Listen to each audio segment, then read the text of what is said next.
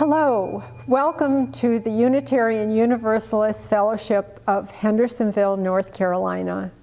Thank you for joining us. Wherever you are on your journey in life, you are welcome here. I'm Ann Talley, your worship associate today. I invite you to check out our website at uufhnc.org and learn about our activities that relate to the world today. And please join us on Zoom on Sunday at 11:30 for our Stones of Compassion and Beloved Conversations.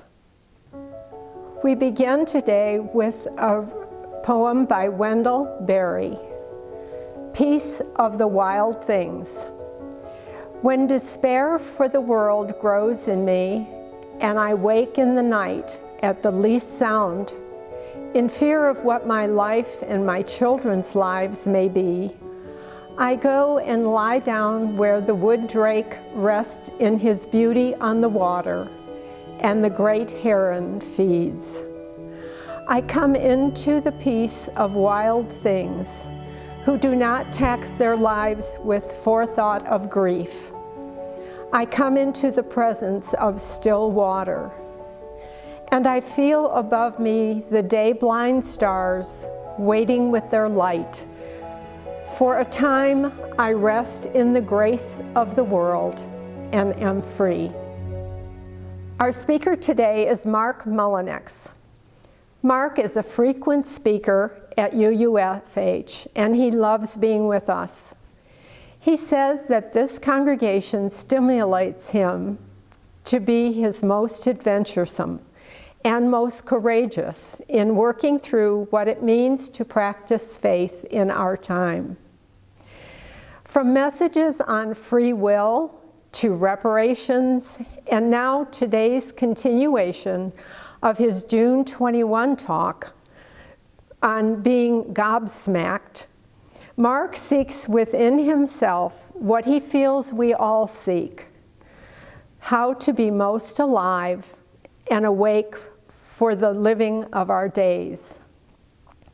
Today's talk seeks to show the pre-existing conditions of how we are connected with our spaces on Earth, and how we are losing these connections, and how to begin to redress this 2,000-year-old separation. Marc teaches the academic study of religion at Mars Hill University.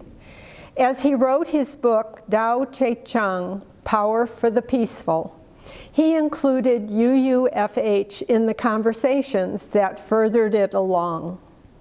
That book arrives this coming April the 6th, and at the risk of him sounding like a self-promoter, one can pre-order this book now.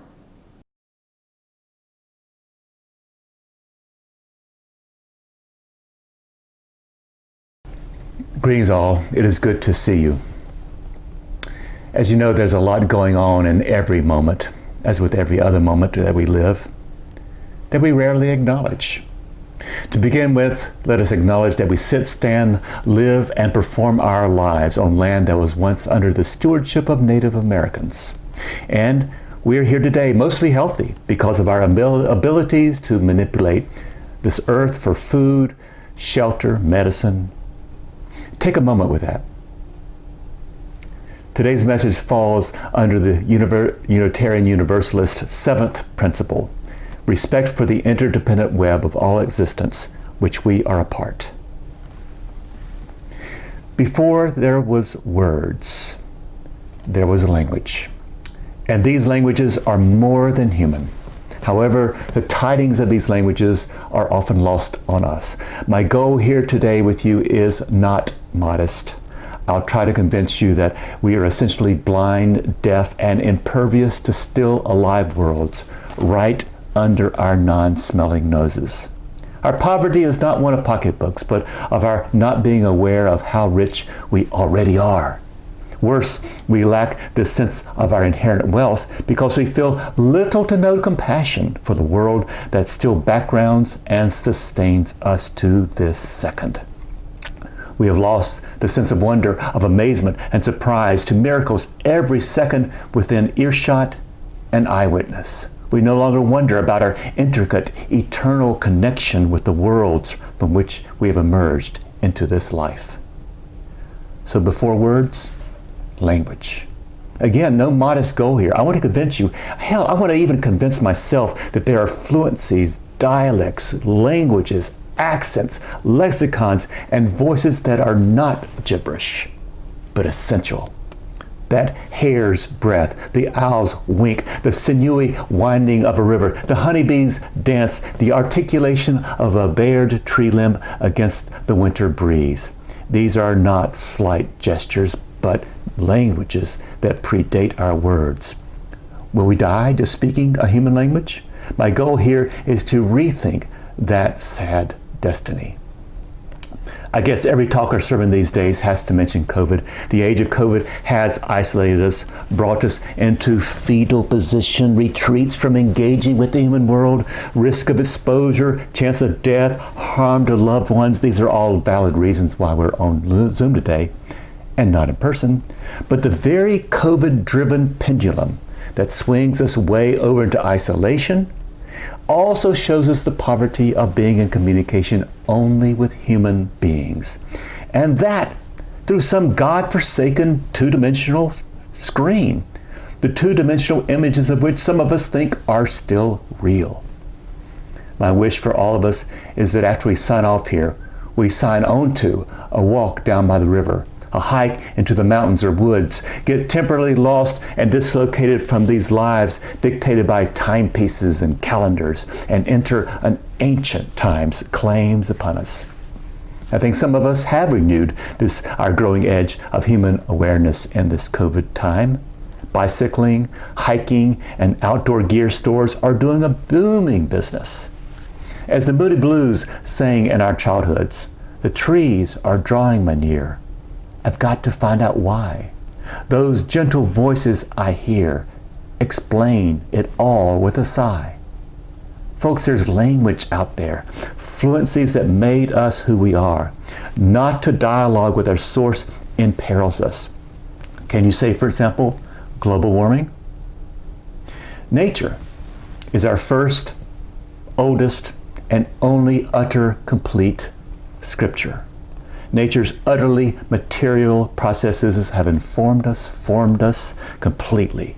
However, we have spiritualized her processes, dematerialized her. We are part of monotheistic religious traditions, male-oriented, that still seek our human essence by escaping this life to some lofty spiritual height of existence. That is, the goal of this life is to escape it, to spirit and soul. Somehow we're to leave this body behind in the imperfect world of material and form and focus instead on the non-material.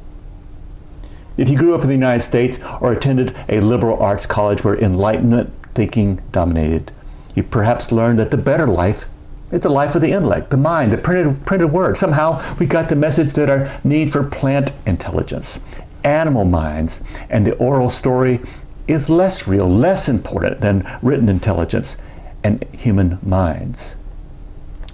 Life that is best is one embodied, for our bodies are subject to decay and disease. Bodies, after all, are sinful.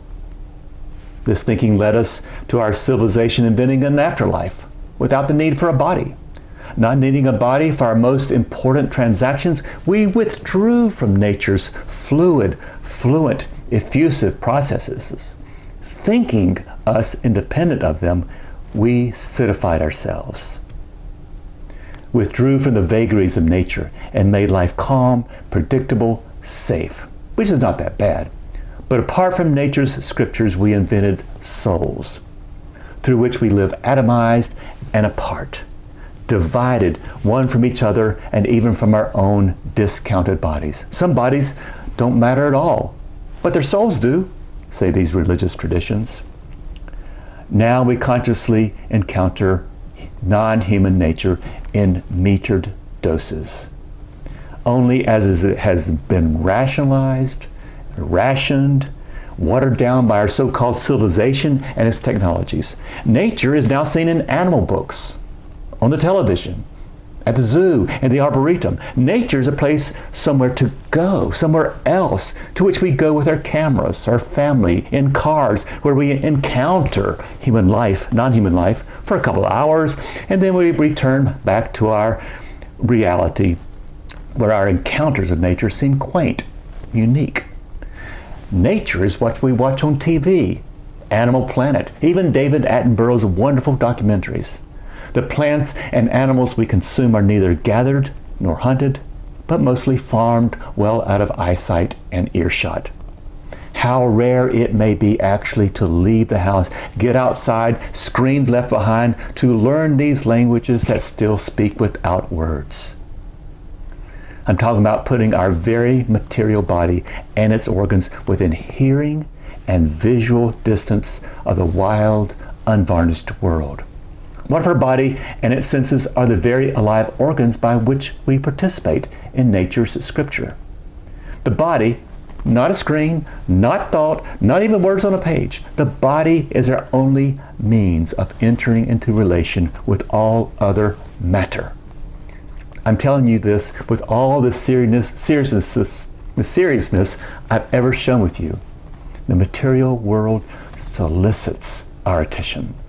A squirrel's tail shake, a hawk's signature line in the sky, a hummingbird's articulation of its life, the blueness of the sky, the call of the mountains. These are all synchronous with our own bodies, and our bodies attuned to these languages. They need to. They want to. These are our original languages before words. When in communication with the fluencies of this earth's features and creatures, our own senses are only energized and awakened. As perhaps you've already heard this morning, The Peace of Wild Things by Wendell Berry. When despair for the world grows in me, and I awake in the night at the least sound, in fear of what my life and my children's lives may be, I go and lie down where the wood drake rests in his beauty on the water and the great heron feeds. I come into the peace of wild things who do not tax their lives with forethought of grief. I come into the presence of still water, and I feel above me the day-blind stars waiting with their light. For time I rest in the grace of the world and am free. We are made of the same stuff as spiders, mice, ants, roaches, squirrels, maple and apple trees, the salad you ate last night, the tofu or chicken you eat tonight. The least we can do is pay attention. When we touch a tree, handle a leaf, finger a feather, we are likewise touched, handled, and fingered in return. When we listen to the frog down by the stream, the woodpecker's rat-a-tat-a-tat, the chirping of a squirrel, the mewing of a kitten, we do so as bodies, tuned like a tuning fork to that which we hear. In other words, we are part and parcel of this sensible world we perceive. We are organs of this world, bone of its bone, flesh of its flesh, and the world listens and sees us too. We spy out the world, it returns a favor. It perceives us back. Who is less alive, we humans or the created world out of which every human emerged? Who is less special in this deep ecological view, humans or microbes? Who does not have a language to be heard? Ultimately, it is not human language that is primary, but rather the many fluences of the wildlife world that are always sounding, always grounding, but we have managed to ignore to our ignorance. Earl Shorus writes, there are 9 different words in Maya for the color blue in the comprehensive Porua Spanish Maya dictionary.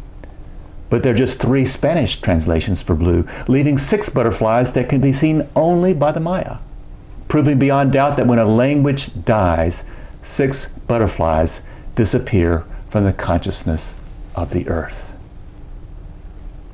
Can we accept our inherent existence with an already speaking world? Can we understand how we have reciprocal encounters and interparticipate, We are made of the same stuff of spiders, mice, ants, and roaches. Nature is a miracle, and since we emerged from nature, so are we. We stop believing we are so blanking independent or special. When shall we stop it? No, only humans have souls. We're special. But whenever we say this, we once and ever again turn nature into a thing, dumb, blind, dead. Well, let me ask about an interspecies interactive relationship you probably already participate in. You and your pet dog or cat. It's not that we anthropomorphize them, give them speech and human attributes and feelings. No, they teach us how to interpret their body language, their particular cries, their mews, and boy, do they know how to interpret ours. You and I already have insight into how all creation already exists in a sensorial rapport with one another. Let's expand the circle. We need a wiser and perhaps a more mystical concept of animals. In a world older and more complete than ours, animals are more finished and complete, gifted with senses we have lost or never attained, living by voices we shall never hear. We now know that trees have this incredible out-of-sight communication, more sophisticated than the human internet. Plants talk to each other and exchange information through an underground internet of fungus. A big elm in a single season might make as many as 6 million leaves, wholly intricate, without budging an inch. I could not make one. Likewise, crickets speak in the grass according to weather, temperature, and stress. Who's listening? Why don't we? Walking through a forest after summer rains, the air is rich with smells. That is, communications. Faint whiffs of forest, heather, soil underfoot. The messages are everywhere. Crows fly overhead. Caw, caw, caw. Rivers call out in sensuous splashes, gushes, and washes. The poetic mass swarms of thousands of yellow-headed blackbirds are paint on a canvas for those with eyes to see and mouth to tell. Nature is not foreign or alien, but proximate. I tell you, we live within an actual library of voices, just waiting patiently for us to grow a pair of ears or eyes to sense what is right under our nose. What's more ludicrous, plants and animals talking, or people listening? The world is full of magic things, said William Butler Yeats, patiently waiting for our senses to grow sharper. We know so little of the worlds beyond our skin, beneath our feet. We know more about the light from a star trillions of miles away, or craters left by asteroids on the moon's surface, than the realm starting 2 inches below our feet. Was it once underwater? The erosion of a mountain? Does it contain the next medical breakthrough? The world is always gesturing to us. It has stories to tell. On the bright side, we have a profound sensorial rapport with all creation. Every centimeter of it holy. But on the less bright side, we practice our boorish visits to nature, stomping, tramping, destroying, trashing, acting as if what we do and don't do have no effect. But we belong to this world and are homeless until we practice belonging. Not convinced yet? We live off the breath of plants. Try breathing otherwise. So have we forgotten our depths, our multi-fluent abilities? Yeah. Evidence? Well, our relationship with the earthly biosphere is not balanced. Thousands of acres of non-regenerating forests disappear by the hour. Hundreds, if not more, of our neighboring species go extinct, as in forever, each month as a result of excesses, human excesses. Who can be surprised that the earth, which used to whisper its pain to us, is now shouting in distress calls, ever increasing frequency and power? Hurricanes, wildfires, desertification. Meanwhile, we think there's only one fluency, human speech, which we increasingly consume on these two-dimensional screens that reflect us only back to ourselves. Our bodies formed and stay alive through a delicate reciprocity with an animate, complex, alive earth, lose this connection, and we become one more extinct species. Our decline will not be because of some invasion or political event, but because we have assumed the natural world is irrelevant, dull, ununderstandable. Let me urge this one lesson upon us. We live in an alive, expressive, responsive world. Before we had words, there were multiple languages that our ancestors had to know in order to survive. The eagle's cry, the mushroom's emergence, the animal scat were all as important as GPS is to us. There are still native peoples in Australia who still get from one place to the other through singing. They sing their map aloud as they walk about. Auditory maps. But as we citified, calcified, and criticized the natural world, we have lost the thriving fluency of this matrix that gave us life and livelihood. We make all kinds of decisions out of listening range of this fluency, and our every transaction without nature in conversation with us is a bad decision. Because we have become well adjusted to being maladjusted with nature. We've made life all very safe, predictable, boring. Do we intentionally go out and gaze at the star and the moon, hear the screech owl, and notice the rabbit and deer scat? Our every outing gives us enough data for books and books of important events that our language, like it lost the words for blue, can no longer record. What's the antidote? Become nature. Celebrate your material side. Learn new languages from your near neighbors, whether human or otherwise. Celebrate the last leaf clinging to a tree. Celebrate the new seedlings breaking soil so courageously in the spring. Listen to the animal sounds that begin early on a summer day and just don't let up until after dark. Follow a line of ants with your eyes near ground level. Chant along with the thrum of crickets in the grass. Smell the soil underfoot. Listen. Talk back. These are our prayers, folks. We are ever confronted with prayers from our world, messages in the calls, hoots, cries, riffs, whistles, and rhythms of nature. Shall we go another day without listening? Bring to life in your imagination what is alive already. Become radically amazed at the infinite number of things our senses pick up, but our rational brains say, not sensible.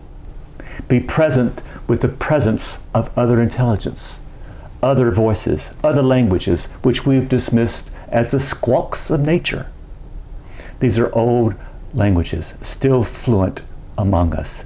Before our words, these languages swirled our planet as they still do.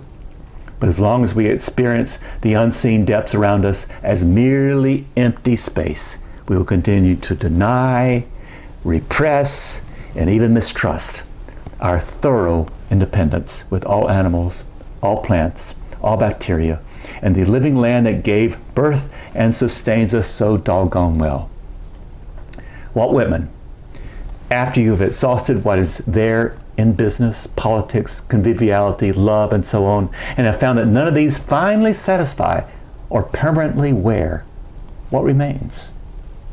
Nature remains. So, we're enveloped by, immersed in, and caught up within a sensuous world that we have for so long discounted. We have a thorough dependence upon a holy reciprocity with this holy earth. This breathing, speaking, listening landscape is not just some passive or optional background to the ways we've emerged and unfolded and developed, but a field of intelligence that matrixed us and participates with us.